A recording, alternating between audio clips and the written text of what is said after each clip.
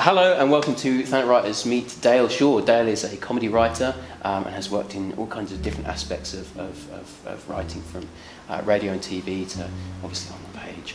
And it's very exciting we're talking to him today. So hi Dale, thanks for joining us. My pleasure. So first of all, you're predominantly known for funny stuff. What made you want to write funny stuff? I was just able to write funny stuff. It's just something that I've always done, and even when I wasn't doing it sort of primarily, when I was writing different kinds of things, I was doing sort of journalism and that kind of thing. There was always a kind of humorous element to it. In fact, one of my sort of writing epiphanies was back in high school when I would have been, I don't know, maybe like 12 or 13, and we were given some kind of assignment, like essay writing assignment, a kind of what we did on our holidays sort of thing. It wasn't that, and I think I'd done a few of these and just written them in a very sort of standard, normal, school boyish way. And I can remember distinctly sitting at my desk in my bedroom and being given this assignment and being just like, you know what, I'm just going to write this how I really want to write it. I'm just going to use my imagination and just go completely berserk and just write whatever comes out of my head, which I did, and was certainly worried about it. But obviously, as these things go, I was rewarded. It did really well. Like, it got read out in class and 10 out of 10. And then I did that a few more times, and then they were like, okay, you can stop doing that. We've got the idea, maybe you can move on. And that sort of shadowed my entire comedy writing career in a way. But yeah, from that point on, it was always like I always wanted to use that sort of spark of comedy in whatever I was doing, really. But it wasn't till quite late that I actually started writing comedy professionally. I was already in my 30s. I spent my 20s sort of traveling a lot with the notion that, okay, I'm going to spend my 20s building up all this life experience. And then in my 30s, I'm going to write the great American novel, or the British version of that, which is what I attempted to do, and I wrote a couple of novels and they were absolute garbage, as you can imagine. And then so I was like, oh, maybe I should try writing something else. So I really, not that mindfully, just moved into comedy writing, starting on the lowest sort of rung where I was writing, gags and sketches, and slowly building up and writing for various TV and radio shows. So how did you get into that, just to that bottom rung? Yes, so you always need a little bit of luck, and I just happened to know, I had an old friend who had moved into comedy, and she was a comedy performer, and she happened to be working on this one particular Radio 4 sketch show.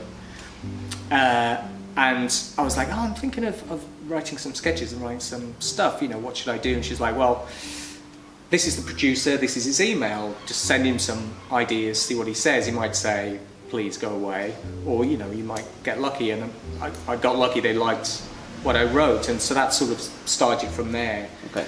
I mean, that's the thing about, that's kind of changed even since I started writing comedy. Firstly, there's a lot less places to write for, like sketch shows have sort of evaporated a little bit, which is, I don't really understand why, because they are such a great sort of grounding for writing comedy and great experience. If you go on to write more narrative stuff, all the great sort of narrative comedy writers have written sitcoms or whatever have started writing sketches. But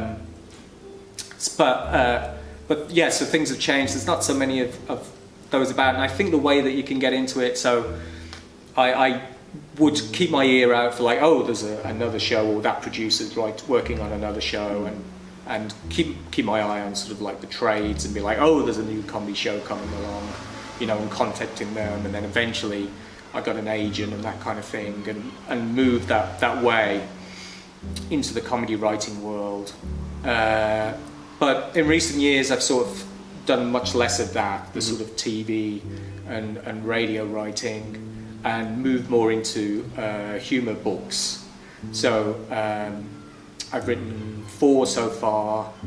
The first one was back in 2015, and then I've got a new one out this Christmas, and I really enjoy doing those. So this new one is it takes a bit of explanation. Okay. So it's a book of comedy haikus, funny haikus, Okay. which is a whole new genre. Well, no, there's been plenty of funny haikus throughout history, but so this one is they are haikus all about the British. It's called Painfully British Haikus, and it's the sort of the British character, British traits represented in haiku form. So yeah, that's out this Christmas. And previously, I do a lot of sort of parody. So my first book was a kind of book of parody letters from famous people, and then there was a sort of parody creativity journal was my second one, and then my third book was a book about internet search histories of people from history. So I've always worked in that kind of parody realm. That's where I'm comfortable. But I'd love to move into sort of writing comic novels and that kind of thing. That's the next step, I hope. Excellent. So for anyone that is looking to write funny stuff, is looking to write comedy, what would you recommend in terms of finding the funny and of being funny? How do you do it? You just, all it takes is to, because it's there, it's all around us all the time, funny things happen to us constantly. You just have to be mindful of it, and you just have to recognize it and make a note of it. You have to write it down and get into that kind of practice of seeing the funny things around you. And once you have that sort of basic comedy premise, if something amusing happens to you in a shop, or you witness something that seems not even necessarily laugh out loud funny, but seems odd or quirky, or you think might make an interesting scene, you make a note of it, and then you go away and you have to think about it and you have to build on it. In the comedy workshop I'm doing today, I talk about the very famous Two Ronnie sketch, the Four Candle sketch, which originated in real life. That came from the hardware shop in Broadstairs, Harrington's, where that actually happened, and that became the basis for one of the most famous sketches on the planet.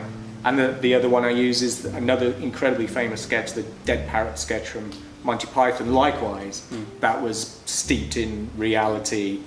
It wasn't a parrot, it was a car that someone was convincing Michael Palin worked perfectly well, even when he was like, no, it doesn't. And so that's it. You just need to recognize the funny things going on around you and utilize them in your own life, and practice and practice and practice, and immerse yourself in comedy. If it's comedy that you want to do with your life, you just read it and watch it and listen to it and think about it and study it, which kind of destroys comedy for most people, because it's no fun at all to sort of study comedy. But that's what's necessary to do. Okay. So one final question, if I may. Would you say there's a difference in terms of timing between comedy that's spoken and comedy that's written down? And if so, how would you identify that? Wow, okay. That's a very specific question.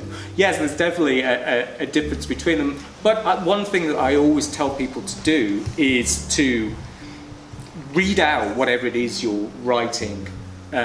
Even if it is written comedy, if it's prose comedy, you read it out to yourself so you can, because comedy is all about rhythm, no matter what type of comedy it is. Even, non-verbal slapstick comedy is all about rhythm. And I think that comedy rhythm is in everything, and I think it's probably the same.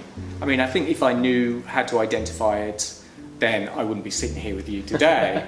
But yes, so I think I've changed my mind. I'm going to say that actually I think it is probably the same no matter what you're doing.